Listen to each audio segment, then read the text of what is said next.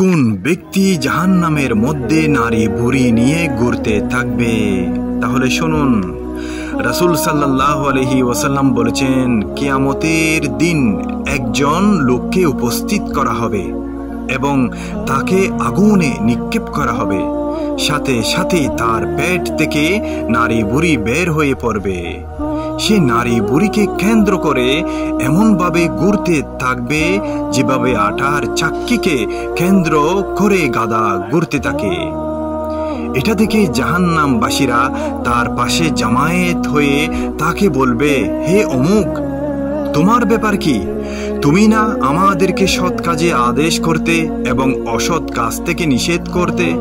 লোকটি বলবে, আমি তোমাদেরকে সৎ কাজের জন্য আদেশ করতাম, কিন্তু নিজে সেটা করতাম না, আর তোমাদেরকে অসৎ কাজ থেকে নিষেধ করতাম, কিন্তু নিজে সেটা থেকে বিরত থাকতাম না।